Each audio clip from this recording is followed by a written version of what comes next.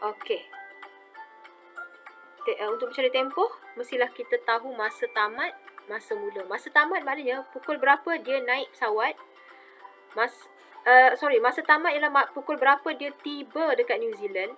Masa mula ialah masa dia mula naik pesawat. Okey, jadi dalam dialog telah diceritakan sebenarnya. Okey, untuk masa mula kat sini, 12.20 tengah hari dia naik pesawat. Saya akan menaiki pesawat pada pukul 12.20 tengah hari. Ini ialah masa mula. Okey, cuma dia naik pesawat dekat Malaysia, dekat KL. Okey, dan nanti dia akan sampai dekat New Zealand sebab dia nak pergi New Zealand kan. Okey, pukul berapa dia sampai? Di sini dia nyatakan. Okey, bila dia kata awak boleh datang jemput saya pukul 11 pagi, maknanya itulah masa sampai dia. Okey, jadi saya akan jemput ni 11 pagi. Ini ialah masa tamat. Okey, 11 pagi waktu tempatan bermaksud bukan waktu tempatan dekat Malaysia ni. Dia dah sampai dekat New Zealand. Maknanya dia merujuk kepada tempat yang dia dah sampai, iaitu New Zealand. Itu ialah waktu tempatan, 11 pagi waktu di New Zealand. Okey. Jadi sekarang dia naik pesawat 12.20 tengah hari ni ikut waktu Malaysia. Dia sampai 11 pagi ni ikut waktu New Zealand. Jadi dia dah dua masa yang berbeza.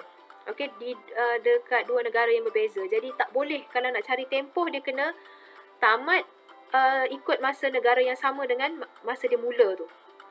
Jadi saya cadangkan awak guna masa New Zealand sebab dia nak pergi New Zealand. Okey, masa mula ni kita tukar siap-siap. Kalau di Kuala Lumpur, di Malaysia 12.20 tengah hari, kalau kita check, tanya dengan orang New Zealand, 12.20 tengah hari tu mereka dekat New Zealand pukul berapa? Okey, disebabkan kita sudah kira tadi soalan A, beza masanya ialah ini 4 jam, soalan A tadi. Jadi, New Zealand tu terletak jauh di timur. Kita tukarkan 12.20 ni, ini 12.20 ni ikut masa Malaysia. Waktu Malaysia. Kita boleh tukar dia jadi waktu New Zealand. Waktu New Zealand dengan cara 12.20 tu kita tambah 4 jam. Dapatlah 6 jam 16.20. Okey, maknanya kalau kita telefon orang di New Zealand pada pukul 12.20 tengah hari, orang di New Zealand kata, oh di sini pukul 16.20, pukul 4.20 petang. Okey, kita baru tengah hari, mereka dah petang. Okey, sebab apa kena tukar? Sebab kita nak cari tempoh masa. Untuk cari tempoh masa dia mesti ikut satu negara yang sama. Walaupun dia belum lagi sampai New Zealand, baru naik kapal terbang dekat KLIA kan. Jadi makna dia tukar siap-siap jam dia ikut masa New Zealand supaya senang. Okey, dia nak kira tempoh masa berapa lama dia berada dalam kapal terbang. Okey, ini ialah untuk waktu mula. Okey, dia mula naik kapal terbang pukul 4.20 petang mengikut masa New Zealand. Okey, dan dia akan sampai pada pukul, ini masa tamat dia. Ni, tamat. Tamat pada pukul 11 pagi. Tamat jam 11 pagi. Ini tamat.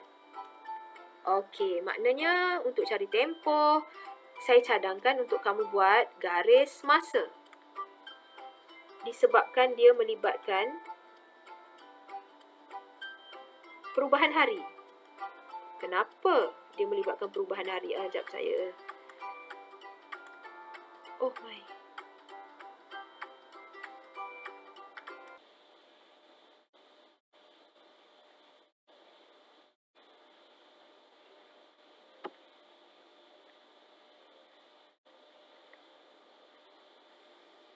Okey. Okey. Sorry tadi tulisan saya dah hilang, lepas tu kena tulis balik dah je lain sikit ni. Okey, ni masa mula New Zealand, masa tamat ikut waktu New Zealand ini. Okey, ini garis masa. Okey. Jadi dia melibatkan pertukaran hari sebab cuba kamu tengok masa mula dia 16.20, 4.20 petang. Dia sampai 11 pagi. Petang boleh bertolak sampai 11 pagi. Petang sampai pagi, maknanya dia dah berubah hari. Okey, jadi kat sini ada satu maklumat lagi. Okey, dia kata baiklah kita jumpa pada hari Jumaat. Dia akan sampai kat sini hari Jumaat. Okey, dia akan sampai di New Zealand pada 11 pagi hari Jumaat. Jadi dia mula naik pesawat ni kat sini, mula 16.20 ni. Jam 16.20 ialah pada hari Khamis.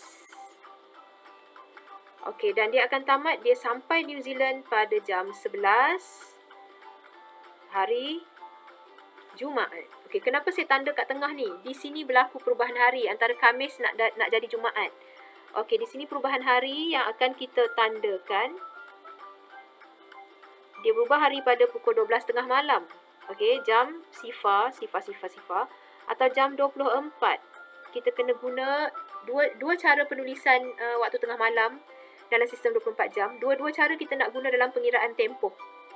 Okey. Jadi macam mana kita akan mengira tempoh? Kita akan mula kira untuk hari Khamis dulu kat sini. Ada dua pengiraan. Kita kira tempoh untuk hari Khamis dan lepas tu kita kira tempoh untuk hari Jumaat.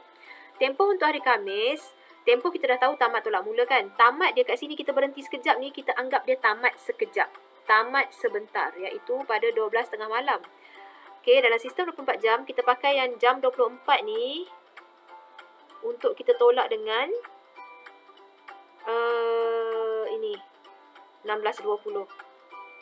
Waktu mula dia naik pesawat. Kalau mengikut waktu New Zealand. Okey, tengok bahagian minit. Minit dia sifar ni nak tolak 20 minit. Jadi tak boleh, kena pinjam.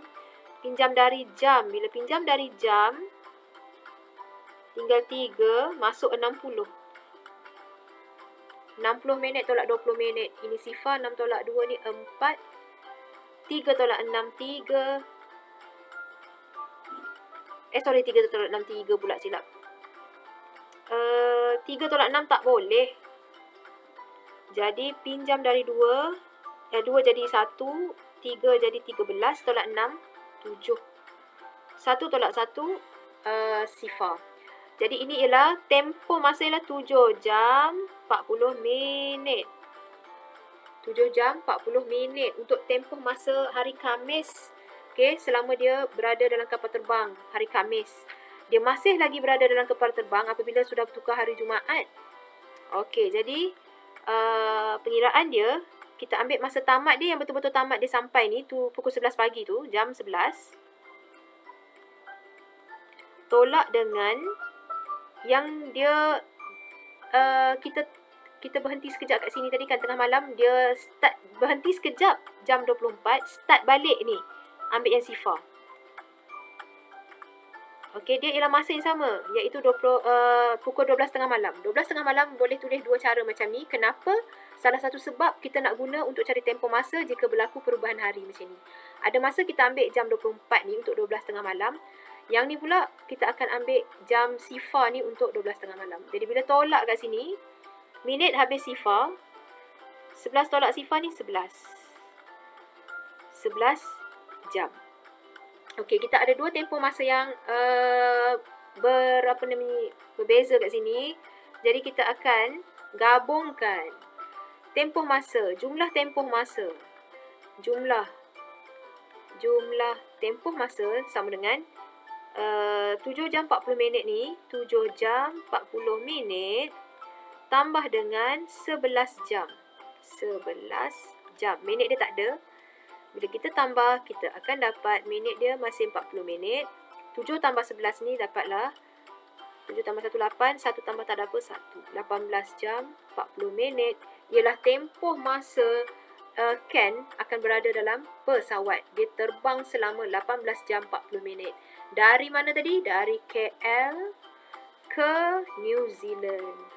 Okey, jadi untuk soalan ni ingat, kamu diberi masa yang berbeza. Masa dia naik pesawat, masa KL ni, masa Malaysia. Okey, bila dia sampai New Zealand dah diberi kat sini masa New Zealand. Jadi untuk mengira tempoh, kamu kena guna masa mengikut negara yang sama. Jadi saya cadangkan untuk guna masa negara yang dia nak pergi. Nak pergi ke New Zealand, jadi masa dia naik pesawat tu dia tukar siap-siap masa dia ikut masa New Zealand supaya senang nak kira tempoh. Okey, dan lepas tu kalau melibatkan perubahan hari, kamu kena buat dua tempoh macam ni, lepas tu kamu gabung.